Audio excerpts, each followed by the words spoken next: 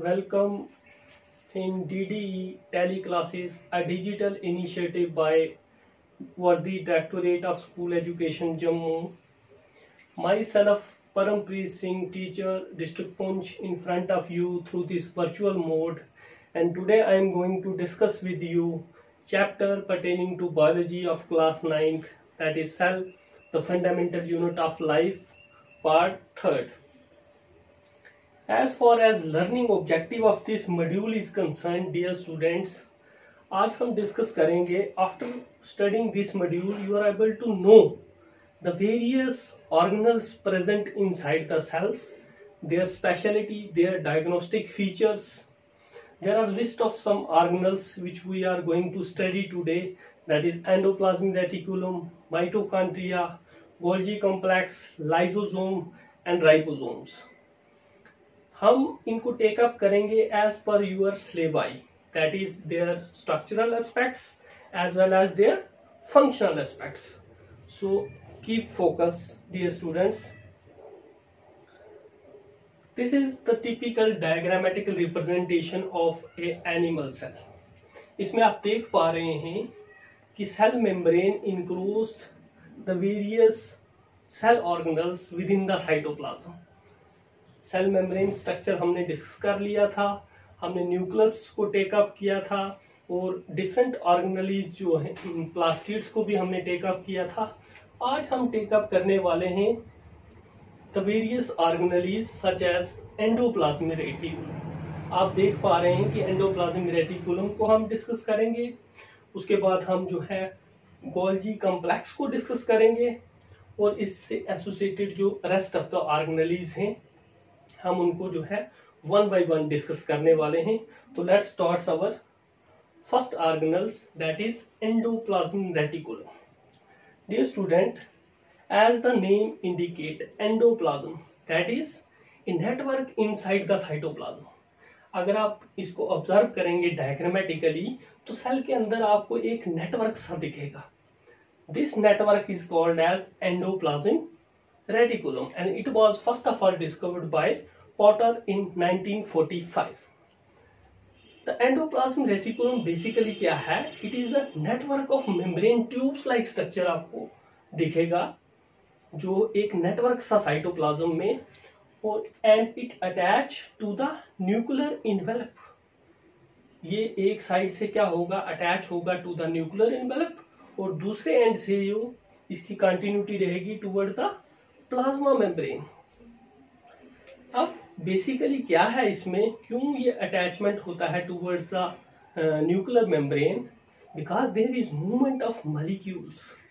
Nucleus से जो है एसेंशियल मॉलिक्यूल्स जो हैं टुवर्ड द साइटोप्लाज्म आते हैं. So it act as a transport. ये ट्रांसपोर्ट का काम करता है, just like a membranous tube like structures आपको ऑब्जर्व हो रहा होगा. तो ये ट्रांसपोर्टेशन का काम भी करता है ये एंडोप्लाज्मिक रेटिकुलम. ओके, और ट्रांसपोर्टेशन होती है न्यूक्लियस से जो है मैसेज की फॉर्म में, एमआरएनए की फॉर्म में जो है मैसेज टुवर्ड द साइटोप्लाज्म आता है और डिफरेंट जो है मॉलिक्यूल सिंथेसाइज होते हैं इनसाइड द एंडोप्लाज्मिक रेटिकुलम. तो होप आपको ये क्लियर हुआ होगा रिगार्डिंग द एंडोप्लाज्मिक रेटिकुलम के एक नेटवर्क है, ट्यूब्स लाइक नेटवर्क. अगर एज फॉर एज हम इसके स्ट्रक्चर की बात करें तो इसमें आपको जो है endoplasmic reticulum consist of 3 different structures.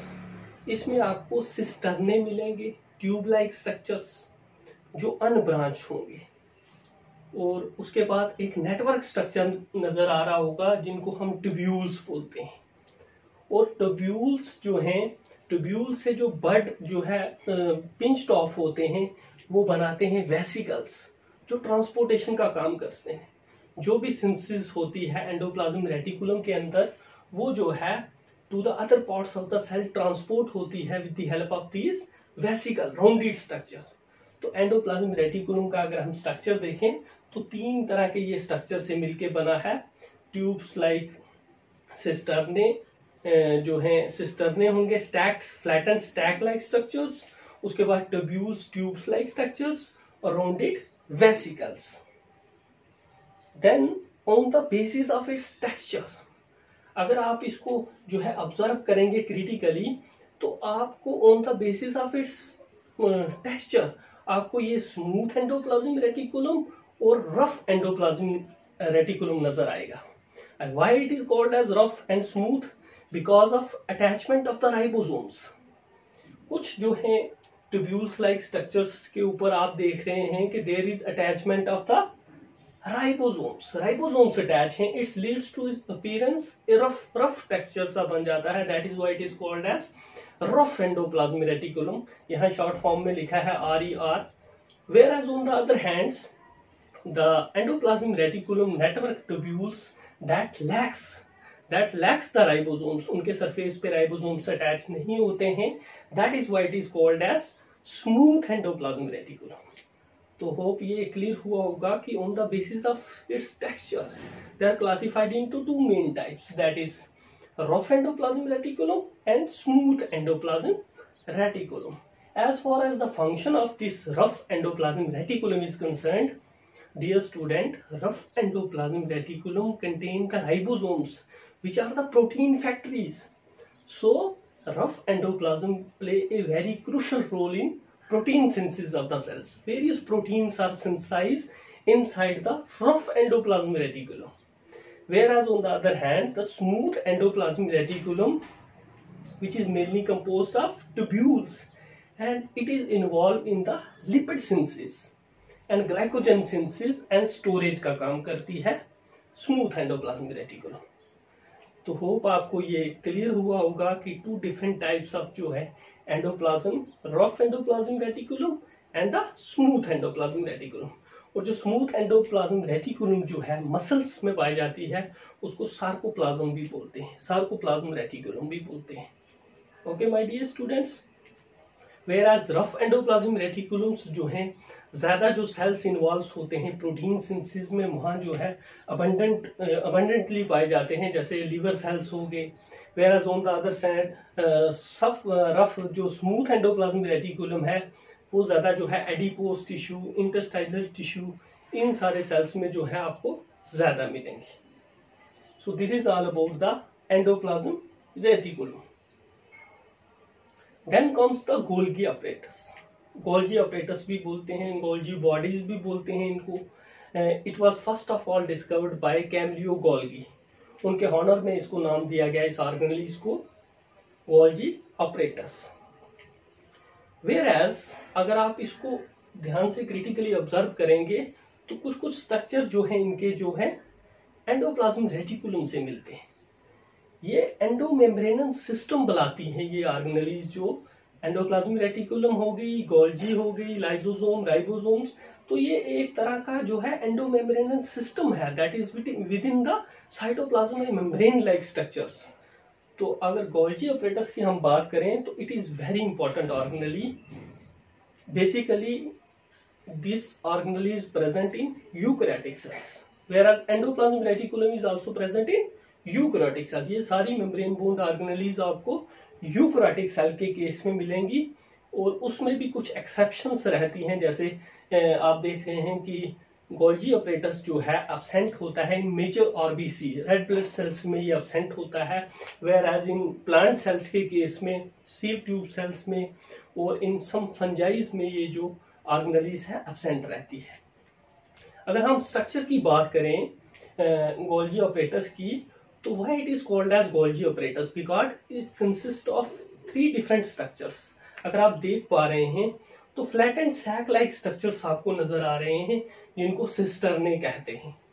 और सिस्टर्ने के नीचे आप देख पा रहे हैं कि there are tubes like structures, उनको ट्यूब्यूल्स बोला जाता है डियर स्टूडेंट्स। और स्मॉल राउंडेड स्ट्रक्चर भी आप ऑब्जर्व कर रहे हैं, उनको वेसिकल्स कहा जाता है। और इसके 2 फेस जो हैं आपको ऑब्जर्व हो रहे होंगे, that is cis face and trans face. Cis face क्या है? द फेस जो गोल्जी अपरेटस का फेस टूवर्ड्स द न्यूक्लियस, उसको हम सिस फेस बोलते हैं, whereas the face towards the plasma membrane, उसको ट्रांस फेस बोला जाता है। अब basically as far as function of this organelle is concerned, very important, it play a very important functions. जैसे कि अभी हमने प्रीवियस स्लाइड्स में देखा कि एंडोप्लाज्मिक रेटिकुलम का क्या रोल है, it play a important role in protein synthesis. अब न्यूक्लियस से मैसेज आया टुवर्ड द एंडोप्लाज्मिक रेटिकुलम, वहां प्रोटीन बना। अब वो प्रोटीन जो है जब वेसिकल्स की फॉर्म में ट्रांसपोर्ट होता है toward the Golgi apparatus. Golgi apparatus में क्या होता है dear student, it perform the function of modification. वो उस प्रोटीन को मॉडिफाई करता है as per the requirement of the cells. उसकी मॉडिफिकेशन होती है by the process of glycosylation. जब उसकी मॉडिफिकेशन होगी तो वो प्रोटीन जो है फिर किस वेसिकल्स की फॉर्म में जो है ट्रांसपोर्ट होगा to the target area of the cell. So my dear student, Golgi apparatus play a very important role in storage, modification and transport of the proteins and various hormones, enzymes inside the cell. So it is very important organelle, Golgi apparatus. Next, ribosomes.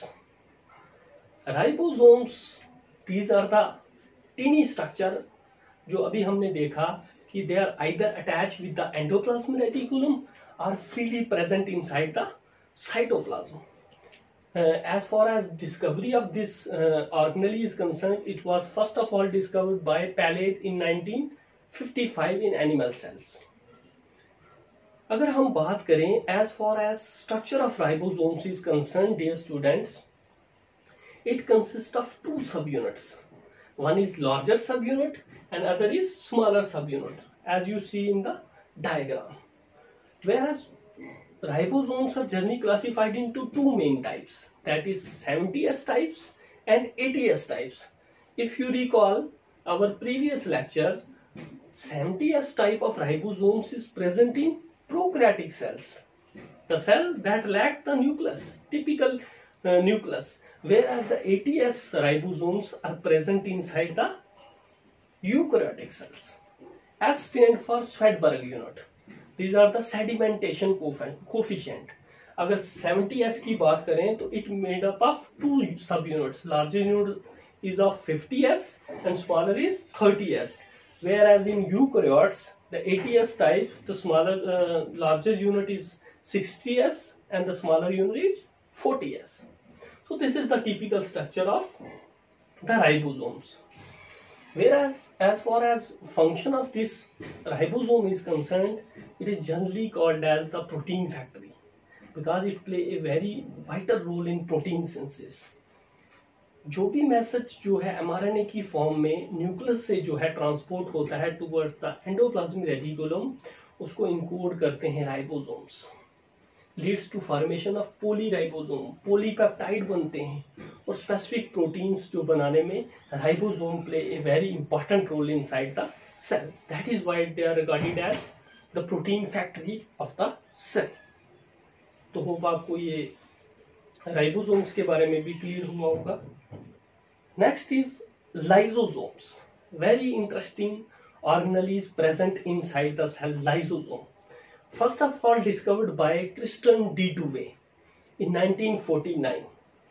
Basically lysosomes are originated, जब मैंने आपको बताया जब bud like structure जो vesicles pinched off होता है from the Golgi apparatus, its leads to the formation of lysosomes.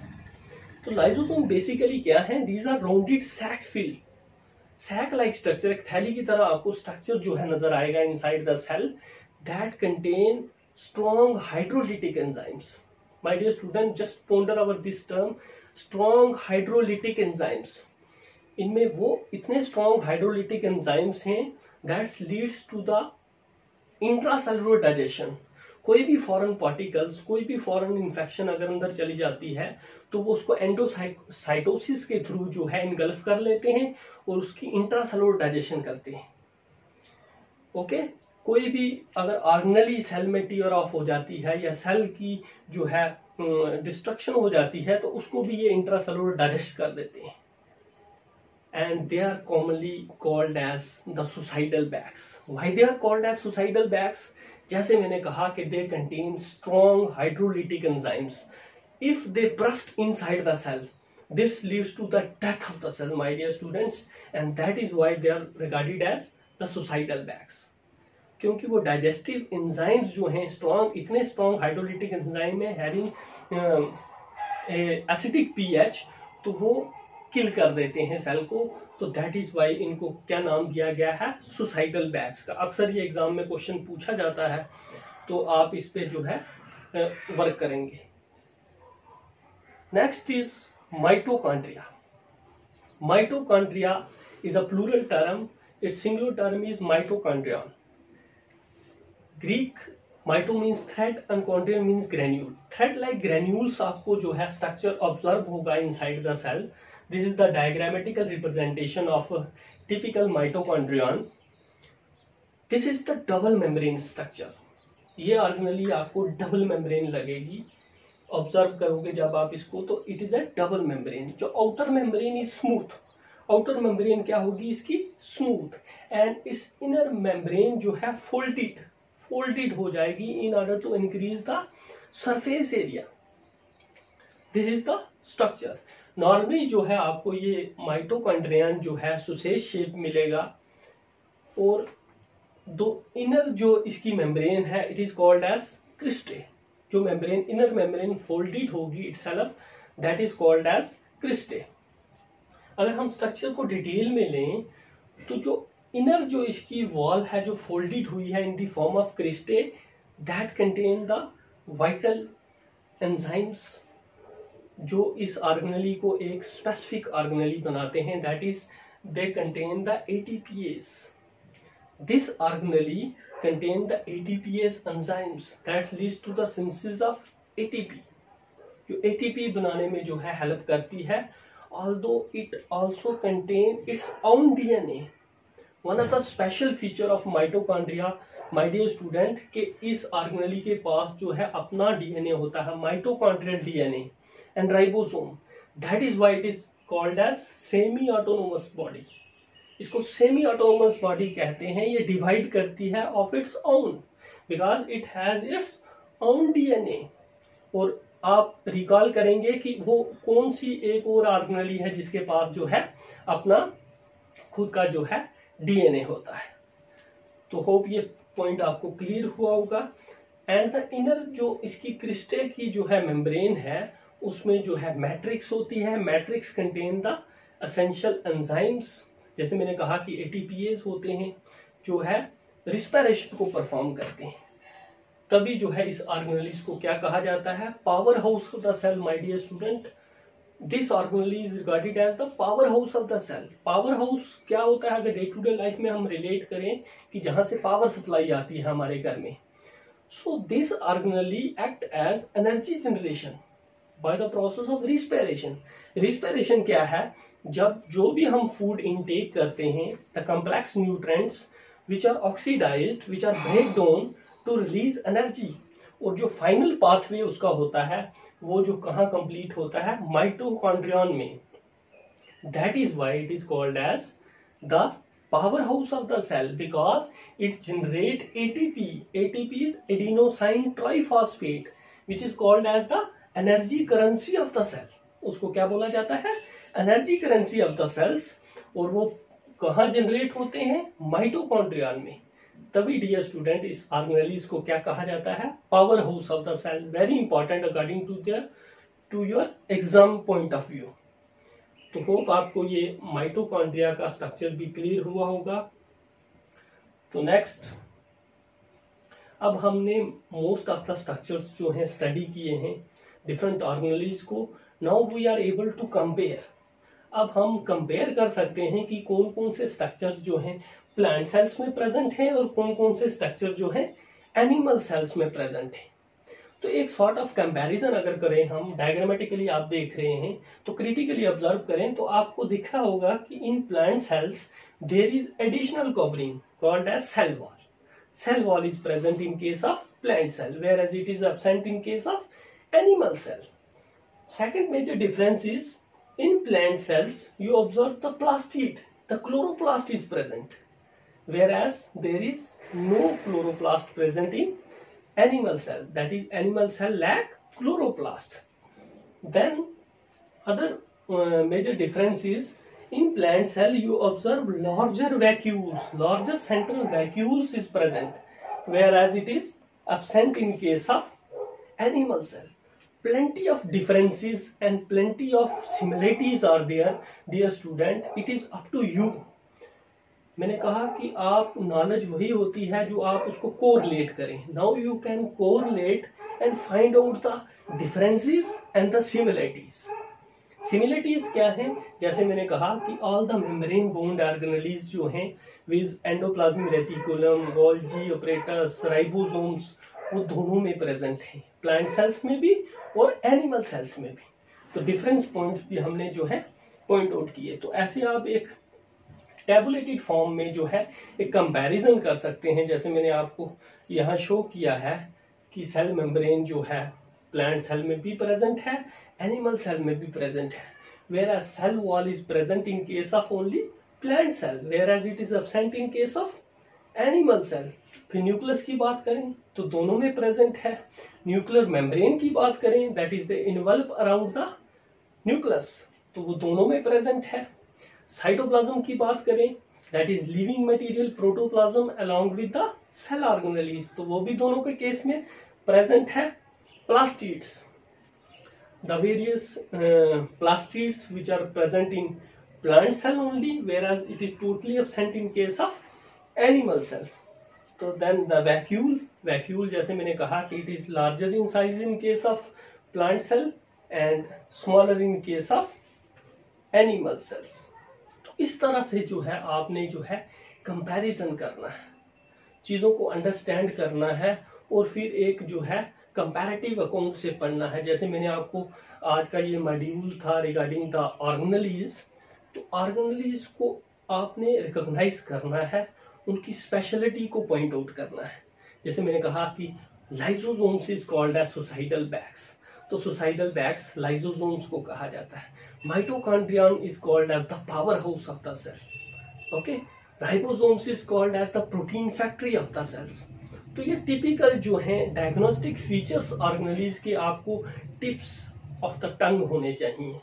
वेराज मैंने जो है डिस्कवरीज भी आपको पॉइंट आउट की कि कौन सी ऑर्गेनेलीज जो है कौन से साइंटिस्ट ने जो है डिस्कवर किया. कभी कभार एमसीक्यू में ये क्वेश्चन जो है फैक्चुअल क्वेश्चन भी पूछे जाते हैं, इसलिए ये भी मैंने आपके जो है पॉइंट आउट किए हैं यहाँ.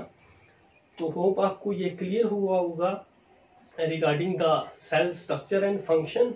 हमने 3 सेशंस में इसको टेकअप किया था और होप आपको ये चैप्टर जो है अंडरस्टैंड हुआ होगा. बिल्कुल ही सिंपल है, बस सिंपल वे में आप जो है अगर चीज़ों को टेकअप करेंगे तो आपको प्रॉब्लम नहीं आएगी. As far as assignment of your concern, आपने करना क्या है dear students, you have to draw out various organelles. आप इनकी डायग्राम्स जो हैं, जैसे मैंने इंडिविजुअली जो है आपको एक ब्रॉडर व्यू में हर ऑर्गेनेलीज को डिस्कस किया, आपने जो है इसकी ड्राइंग करनी है, क्योंकि drawings is the only source. Diagrammatical representation से ही हम इनको अंडरस्टैंड कर सकते हैं because they are electron microscopic. हम इसको सिंपल माइक्रोस्कोप में भी इन ऑर्गेनेलीज को नहीं देख पा रहे हैं. तो इलेक्ट्रॉन माइक्रोस्कोपिक जो है अवेलेबिलिटी रिस्ट्रिक्टेड रहती है, बट उनकी जो है डायग्रामेटिकल रिप्रेजेंटेशन हमारे पास अवेलेबल रहती है. तो आप उनको ड्रा करें और सिंपल कैरेक्टर से जो है कॉम्प्लेक्स कैरेक्टर की तरफ जाएं. सिंपल टू कॉम्प्लेक्स वे में आप इनको देखें. जैसे मैंने कहा कि किस ऑर्गेनेलीज की जो है क्या स्पेशलिटी है. Then why mitochondrion is called as the power house of the cell. तो रीजनिंग बेस्ड क्वेश्चन जो है अक्सर आपके एग्जाम में ये पूछे जाते हैं कि माइटोकॉन्ड्रियन को जो है power house of the cell क्यों कहा जाता है. जस्ट हमने एक्सप्लेन किया कि क्यों कहा जाता है, because it perform the function of respiration. Oxidative respiration जो है सेलुलर रिस्पायरेशन परफॉर्म्ड होती है inside the mitochondrion that leads to the release of the ATP, adenosine triphosphate, which is called as the energy currency of the cells. तो energy currency जो है generate करता है mitochondria, energy generate करता है, तभी इसको क्या बोला जाता है, power house of the cell. Then why lysosomes are called as suicidal bags. Lysosomes को सुसाइडल बैग्स क्यों कहा जाता है, मैंने जैसे कहा कि lysosomes are the sac like structure that contain the strong hydrolytic enzymes. if they burst inside the cell, leads to the death of the cell. That is why called as suicidal bags. वो beneficial है cell के लिए तब तक जब तक कोई foreign bodies आती है या कोई ऑर्गेनली टीयर ऑफ हो जाती है तो उसकी इंट्रासेलुलर डाइजेशन कर देते हैं, लेकिन कभी कभार जो है सेल अगर जो है नॉन फंक्शन हो जाए तो लाइसोसोम्स जो हैं ब्रस्ट हो जाते हैं इनसाइड द सेल, और जिससे क्या होता है death of the cell. That is why इनको ये नाम दिया गया है सुसाइडल बैग्स. तो ये आपकी असाइनमेंट रहेगी. इसके अलावा भी आपने जो है और भी क्वेरीज जो है सॉल्व करनी है, कंपेयर करने हैं स्ट्रक्चर्स को, डिफरेंट ऑर्गेनेलिज के जो है स्पेसिफिक फीचर्स को जो है रिटेन रखना है, उसकी डायग्रामेटिकल रिप्रेजेंटेशन को जो है अपने प्रैक्टिस करनी है, जिससे आपको जो है इस चैप्टर में प्रॉब्लम नहीं आएगी. It's a basic chapter. इसके बाद जो है नेक्स्ट सेशन रहेंगे, हम सेल से अब टिश्यू की तरफ चलेंगे. तो thank you very much for listening me. तो मैंने अपनी तरफ से बेस्ट दिया है इन 3 सेशंस में. फिर भी nobody is perfect, there is always scope for improvement. So I will try my very best in my next videos. तो डियर स्टूडेंट्स, मेरी यही बेस्ट विशेज़ हैं आपके साथ कि इस जो है कोविड-19 जो है टफ सिचुएशन चल रही है, फिर भी जो है आप जो है इस माध्यम से हमारे साथ जुड़ें और जितना हो सके इसका बेनिफिट उठाएं, जो है इसको प्रोपोगेट करें आगे, ताकि सारे स्टूडेंट्स जो फार फ्लंग्स एरिया में हैं इसका जो है एडवांटेज उठा सकें. तो थैंक यू वेरी मच. तो इसी के साथ मैं थैंक्स करना चाहूँगा आपका. Thanks a lot.